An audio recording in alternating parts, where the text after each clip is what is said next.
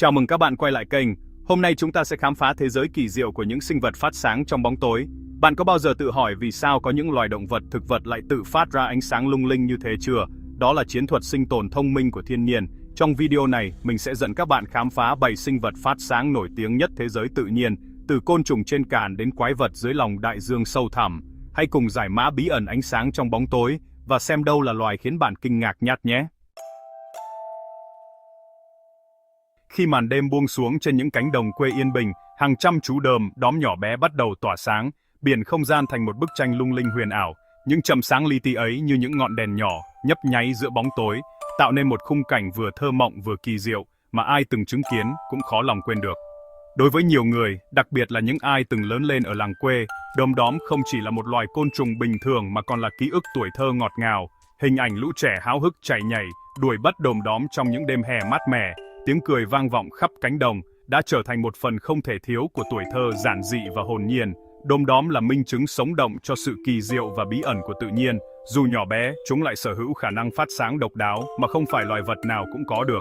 Sự phát sáng của đom là kết quả của một phản ứng hóa học phức tạp diễn ra trong cơ thể chúng giữa chất luciferin, enzyme luciferase và oxy. Khi ba yếu tố này kết hợp, chúng tạo ra ánh sáng mà không sinh nhiệt, một hiện tượng gọi là phát quang sinh học. Ánh sáng của đom rất đặc biệt, dịu nhẹ, không chói lóa và gần như không tỏa nhiệt. Điều này không chỉ giúp chúng tiết kiệm năng lượng mà còn bảo vệ bản thân khỏi bị phát hiện bởi những kẻ săn mới nhạy cảm với nhiệt độ. Thật thú vị khi biết rằng trên thế giới có hàng ngàn loài đom khác nhau và mỗi loài lại sở hữu tần số nhấp nháy, màu sắc ánh sáng riêng biệt. Đó là một ngôn ngữ đặc trưng mà chỉ đồng loại của chúng mới hiểu được. Một số loài phát ra ánh sáng vàng nhạt, số khác lại có màu xanh lá hoặc thậm chí là xanh dương. Sự đa dạng này khiến cho mỗi đêm hè trở thành một bữa tiệc ánh sáng rực rỡ và đầy màu sắc. Đối với đom, ánh sáng không chỉ để làm đẹp cho đêm tối mà còn là ngôn ngữ tình yêu đặc biệt. Chúng sử dụng ánh sáng để giao tiếp, tìm kiếm và thu hút bạn tình phù hợp. Đom đực thường phát tín hiệu ánh sáng với tần số và nhịp điệu riêng, như một lời tỏ tình gửi đến đom cái. Nếu cảm thấy phù hợp, đom cái sẽ trả lời bằng ánh sáng của mình, tạo nên một cuộc đối thoại lấp lánh giữa hai cá thể nhỏ bé.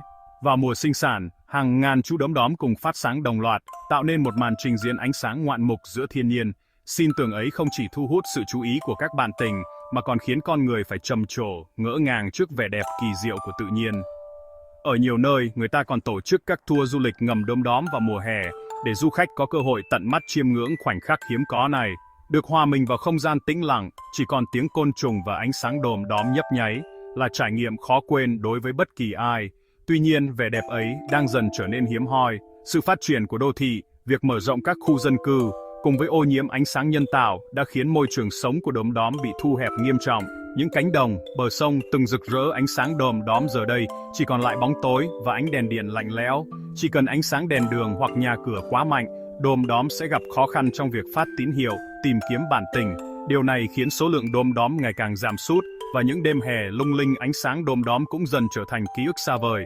Để giữ gìn những ngọn đèn nhỏ bé này cho thế hệ mai sau, chúng ta cần bảo vệ môi trường sống tự nhiên của đom. Hạn chế sử dụng ánh sáng nhân tạo vào ban đêm, trồng thêm cây xanh, giữ gìn những bãi cỏ bờ sông, khu rừng nhỏ là cách thiết thực để bảo vệ loài côn trùng đặc biệt này. Ngoài việc thu hút bạn tình, ánh sáng của đom còn có một chức năng quan trọng khác, giúp chúng xua đuổi kẻ thù. Nhiều loài động vật săn mồi thường tránh xa đom vì cho rằng ánh sáng của chúng là dấu hiệu của sự độc hại hoặc không ngon miệng. Nhờ vậy, đom có thể sống sót tốt hơn trong môi trường tự nhiên, dù thân hình nhỏ bé và yếu ớt. Ánh sáng ấy vừa là vũ khí tự vệ, vừa là tàm áo choàng bảo vệ chúng khỏi những nguy hiểm rình rập. Nếu có dịp, hãy thử một lần ngắm đom dưới bầu trời đêm yên tĩnh. Hãy để bản thân lắng nghe tiếng thì thầm của thiên nhiên, cảm nhận sự kỳ diệu của những ngọn đèn nhỏ bé ấy, và trân trọng hơn vẻ đẹp giản dị mà thiên nhiên ban tặng cho cuộc sống chúng ta. Nếu đom làm sáng bầu trời đêm, thì dưới lòng đại dương sâu thẳm có một sinh vật cũng phát ra ánh sáng kỳ diệu không kém. Đó chính là sừa lược, một trong những nghệ sĩ ánh sáng nổi bật nhất của biển cả. Khi màn đêm buông xuống trên mặt đất, đom thắp sáng khu rừng bằng những chấm sáng nhỏ bé, còn dưới đáy biển, sừa lược lại tạo nên cả một bữa tiệc ánh sáng rực rỡ, khiến bất cứ ai chứng kiến cũng phải trầm trồ kinh ngạc. Sừa lược không chỉ đơn thuần phát sáng, mà còn trình diễn những giai cầu vòng lung linh, huyền ảo trên thân mình. Ánh sáng ấy không chỉ đẹp mà còn mang trong mình nhiều bí ẩn của tự nhiên, khiến các nhà khoa học và những người yêu biển luôn tò mò khám phá. Khi nhìn gần, bạn sẽ thấy trên thân sửa lược xuất hiện những vết sáng chuyển động liên tục, tạo thành hiệu ứng cầu vồng rực rỡ như một dải lửa phát sáng giữa lòng đại dương tối tăm. Mọi chuyển động của sửa lược đều làm ánh sáng nhảy múa, phản chiếu và khúc xa qua hàng trăm chiếc lược nhỏ li ti. Sửa lược sinh sống ở những vùng biển sâu, nơi ánh sáng mặt trời không thể chạm tới. Ở độ sâu này, bóng tối bao trùm mọi thứ, tạo nên một thế giới hoàn toàn khác biệt so với mặt nước bên trên. Chính trong bóng tối ấy, ánh sáng của sửa lược càng trở nên nổi bật và kỳ diệu hơn bao giờ hết. Dọc thân sửa lược là hàng trăm sợi lược nhỏ xíu, gọi là cilia, xếp thành hàng đều đặn. Khi sửa lược di chuyển, các lược này rung động nhịp nhàng, tạo ra hiệu ứng cầu vồng chuyển động tuyệt đẹp. Mỗi sợi lược như một chiếc gương nhỏ, phản chiếu và bê cong ánh sáng, khiến thân sửa lược lấp lánh như được phủ kim tuyến. Ánh sáng của sửa lược là sự kết hợp giữa hiện tượng khúc xạ, phản chiếu từ các lược nhỏ và phát quang sinh học bên trong tế bào. Khi ánh sáng đi qua các lược, nó bị bẻ cong thành nhiều màu sắc khác nhau, tạo nên hiệu ứng cầu vồng sống động. Ngoài ra, sửa lược còn có khả năng tự phát sáng nhờ các protein đặc biệt trong cơ thể, giúp chúng nổi bật giữa bóng tối đại dương. Khi các lược chuyển động, ánh sáng di chuyển theo nhịp điệu, như những dải ánh sáng nhảy múa không ngừng. Hiệu ứng này không chỉ đẹp mắt mà còn khiến sửa lược trông như một vụ công ánh sáng giữa lòng biển sâu, thu hút mọi ánh nhìn của các sinh vật xung quanh. Ánh sáng kỳ diệu này không chỉ để làm đẹp, đối với sửa lược nó còn là vũ khí sinh tồn. Khi gặp kẻ săn mồi, ánh sáng chuyển động có thể làm rối loạn thị giác đối phương, giúp sửa lược dễ dàng lẩn trốn. Ngược lại, khi săn mồi, ánh sáng lung linh lại thu hút những sinh vật nhỏ tò mò tiến lại gần, trở thành bữa ăn ngon cho sửa lược. Một số loài sửa lược còn có khả năng đổi màu ánh sáng tùy vào môi trường xung quanh. Khi gặp nguy hiểm, chúng có thể chuyển sang màu sắc rực rỡ hơn để cảnh báo hoặc ngụy trang. Sự linh hoạt này giúp sửa lược thích nghi tốt với môi trường biển sâu đầy biến động. Dù sở hữu vẻ đẹp mê hoặc và khả năng phát sáng độc đáo, sửa lược vẫn là nguồn thức ăn quan trọng cho nhiều loài cá và sinh vật biển sâu khác. Chuỗi thức ăn dưới đáy đại dương luôn vận động không ngừng, và sửa lược đóng vai trò không thể thiếu trong hệ sinh thái này. Có người từng ví ánh sáng của sửa lược như những linh hồn nhỏ bé lơ lửng giữa lòng đại dương, tạo nên một khung cảnh vừa huyền bí vừa thơ mộng. Khi nhìn thấy sửa lược phát sáng, bạn sẽ có cảm giác như đang lạc vào một thế giới cổ tích dưới nước, nơi mọi thứ đều lung linh và kỳ ảo. Đại dương sâu thẳm luôn ẩn chứa vô vàn điều bí ẩn mà con người chưa thể khám phá hết. Sửa lược chỉ là một trong số rất nhiều sinh vật kỳ lạ và tuyệt đẹp đang chờ đợi chúng ta tìm hiểu.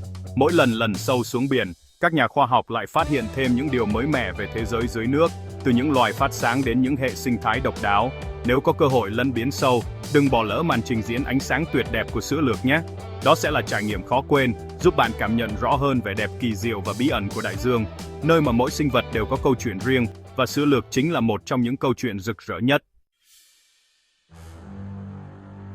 Khi nhắc đến những sinh vật phát sáng dưới đáy đại dương sâu thẳm, chắc chắn không thể không kể đến cá cần câu, một loài cá vừa đáng sợ vừa kỳ lạ, nổi bật với khả năng săn mồi siêu việt nhờ chiếc đèn pin đặc biệt trên đầu.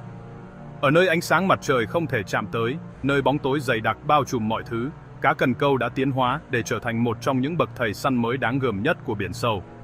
Chiếc đèn pin nhỏ xíu ấy thực chất là một bộ phận đặc biệt nằm ngay trên đầu cá cần câu, gọi là lưỡi câu phát sáng hay ESCA. Bên trong ESCA là hàng triệu vi khuẩn phát quang sinh học, sống cộng sinh và tạo ra ánh sáng xanh huyền ảo. Nhờ sự hợp tác kỳ diệu này giữa cá và vi khuẩn, cá cần câu có thể phát ra ánh sáng ngay giữa lòng đại dương tối tăm, nơi mà hầu hết các loài cá khác đều bị che khuất trong bóng tối. Ánh sáng phát ra từ chiếc lưỡi câu không chỉ giúp cá can câu nhìn rõ hơn trong môi trường thiếu sáng, mà còn là vũ khí lợi hại để dụ dỗ con mồi. Trong bóng tối mịt mùng, bất kỳ tia sáng nào cũng trở nên hấp dẫn lạ thường, thu hút sự chú ý của các sinh vật nhỏ bé đang bơi lạc lối. Đối với cá cần câu, đây là một chiến thuật săn mồi cực kỳ thông minh và hiệu quả. Khi một sinh vật biển nào đó phát hiện ra ánh sáng lung linh phát ra từ chiếc lưỡi câu, bản năng tò mò sẽ thôi thúc chúng tiến lại gần để khám phá.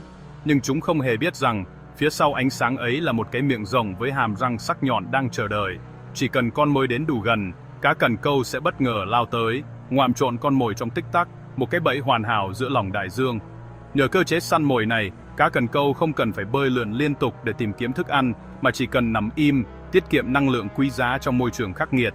Chúng kiên nhẫn chờ đợi, chỉ sử dụng sức mạnh khi thời cơ đến, khiến tỷ lệ thành công khi săn mồi cực kỳ cao. Đây là một ví dụ điển hình cho sự thích nghi hoàn hảo của các loài sinh vật sống ở vùng biển sâu. Điều thú vị là chỉ có cá cần câu cái mối sở hữu chiếc lưỡi câu phát sáng này. Cá đực thì nhỏ hơn rất nhiều, thậm chí chỉ bằng 1/10 kích thước cá cái. Khi trưởng thành, cá đực sẽ tìm đến cá cái, cấn vào cơ thể và dần dần hòa nhập, trở thành một ký sinh sống nhờ vào máu cá cái. Đổi lại, cá đực cung cấp tinh trùng để duy trì nòi giống. Đây là một trong những hình thức sinh sản kỳ lạ nhất trong thế giới động vật. Không chỉ dừng lại ở đó, Một số loài cá cần câu còn có khả năng điều chỉnh cường độ sáng của chiếc lưỡi câu để phù hợp với từng loại con mồi khác nhau. Có loài phát ra ánh sáng nhấp nháy như đèn hiểu, có loài lại phát sáng liên tục hoặc thay đổi màu sắc để tăng sức hấp dẫn. Sự đa dạng này giúp cá cần câu mở rộng phạm vi săn mối và thích nghi tốt hơn với môi trường sống khắc nghiệt. Đôi khi ánh sáng phát ra từ cá cần câu không chỉ để săn mồi mà còn được dùng để giao tiếp với đồng loại hoặc cảnh báo kẻ thù. Những tín hiệu phát sáng này có thể là lời mời gọi ban tình hoặc là dấu hiệu cảnh báo các loài săn mồi khác tránh xa khu vực của mình. Nhờ vậy, cá cần câu vừa bảo vệ được lãnh thổ, vừa tăng cơ hội sinh sản thành công. Cá cần câu là minh chứng sống động cho sự thích nghi tuyệt vời của sinh vật biển sâu. Chúng không chỉ phát triển các cơ quan phát sáng mà còn có cơ thể mềm dẻo, hàm răng sắc nhọn và dạ dày, có thể phình to để nuốt trọn con mồi lớn hơn cả bản thân. Những đặc điểm này giúp chúng tồn tại và phát triển ở nơi mà sự sống dường như không thể tồn tại. Trong bóng tối dày đặc của đại dương sâu, nơi áp suất cực lớn và nhiệt độ lạnh giá, chỉ những phát minh sinh học như chiếc đèn pin phát sáng mới giúp cá cần câu sinh tồn. Đây là một ví dụ điển hình cho sự sáng tạo của tự nhiên, khi các loài sinh vật phải không ngừng tiến hóa để thích nghi với môi trường sống khắc nghiệt nhất trên trái đất. Hình ảnh cá cần câu với chiếc đèn pin nhỏ xíu trên đầu đã trở thành nguồn cảm hứng bất tận cho nhiều bộ phim, truyện tranh và trò chơi điện tử nổi tiếng. Từ những cảnh phim kinh dị dưới đáy biển cho đến các nhân vật hoạt hình dễ thương, cá cần câu luôn khiến khán giả vừa sợ hãi vừa tò mò về thế giới bí ẩn dưới đáy đại dương. Nếu bạn từng xem các bộ phim tài liệu về đại dương, chắc hẳn sẽ không thể quên được khoảnh khắc cá cần câu săn mồi với ánh sáng phát ra từ đầu. Những thước phim ấy không chỉ cho thấy sự kỳ diệu của tự nhiên, mà còn giúp chúng ta hiểu hơn về cuộc sống khắc nghiệt và những chiến lược sinh tồn độc đáo của các loài sinh vật biển sâu. Hãy thử tưởng tượng, nếu bạn là một chú cá nhỏ bơi lạc trong bóng tối, liệu bạn có thể cưỡng lại sức hấp dẫn của ánh sáng lung linh ấy không? Cá cần câu không chỉ là bậc thầy săn mồi, mà còn là minh chứng cho sự sáng tạo không giới hạn của tự nhiên, khiến chúng ta không khỏi kinh ngạc và thán phục mỗi khi khám phá về thế giới đại dương sâu thẳm. Không chỉ động vật, những sinh vật cực nhỏ như tảo cũng tạo nên cảnh tượng ngoạn mục với khả năng phát sáng. Hiện tượng biển phát sáng là nhờ tảo phát quang, những vi sinh vật nhỏ bé sống trôi nổi trong nước biển. Khi bị tác động như sóng đánh hoặc cá bơi qua, chúng phát ra ánh sáng xanh dương hoặc xanh lục huyền ảo. Vào ban đêm, bờ biển lấp lánh như hàng triệu ngôi sao rơi xuống mặt nước. Ở Maldives, Puerto Rico hay Nhật Bản, biển phát sáng đã trở thành điểm du lịch nổi tiếng. Cơ chế phát sáng của tảo là khi bị làm phiền, chúng sản sinh enzyme phát quang để tự vệ hoặc cảnh báo đồng loại. Những sinh vật nhỏ bé này tạo nên hiện tượng thiên nhiên kỳ diệu. Biển phát sáng được ví như dòng sông của những linh hồn hoặc ánh sáng thần tiên. Hiện tượng này còn giúp các nhà khoa học nghiên cứu về biến đổi môi trường biển, vì tảo phát quang rất nhạy cảm với thay đổi của nước. Nếu có dịp đi biển vào mùa hè, hãy tìm đến nơi có hiện tượng này để tận hưởng vẻ đẹp có 102. Đại dương không chỉ có cá phát sáng mà còn có những bậc thầy biến hình như bạch tuộc phát sáng. Loài này nổi tiếng với khả năng đổi màu, thay đổi hình dạng và phát sáng để ngụy trang hoặc giao tiếp. Bạch tuộc phát sáng chủ yếu sống ở vùng biển sâu, nơi kẻ thù rình rập khắp nơi. Chúng sở hữu các tế bào đặc biệt gọi là chromatophore và photophore giúp tạo ánh sáng trên da. Khi gặp nguy hiểm, bạch tuộc phát ra ánh sáng nhấp nháy để bối rối kẻ thù và tranh thủ tẩu thoát. Một số loài còn phát sáng để giao tiếp, tán tỉnh hoặc cảnh báo đồng loại. Ánh sáng có thể thay đổi màu sắc, cường độ tùy mục đích sử dụng. Một số loài còn biết giả vờ thành sinh vật khác bằng cách kết hợp phát sáng với thay đổi hình dạng và màu da. Nhờ đó, chúng trở thành một trong những sinh vật khó bị săn bắt nhất dưới đại dương. Khả năng phát sáng của bạch tuộc còn truyền cảm hứng cho công nghệ ngụy trang và cảm biến ánh sáng hiện đại. Nếu lần biển sâu, hãy để ý tìm kiếm những bậc thầy ngụy trang này nhé. Không chỉ động vật, thực vật cũng góp phần tạo nên thế giới phát sáng kỳ diệu.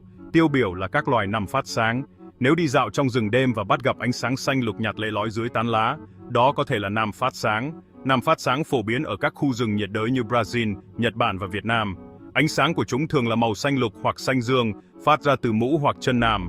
Đối với nằm, ánh sáng giúp thu hút côn trùng đến để phát tán bào tử đi xa hơn. Ở Nhật Bản, nằm phát sáng còn được gọi là Namma và là biểu tượng của những bí ẩn chưa giải đáp trong tự nhiên.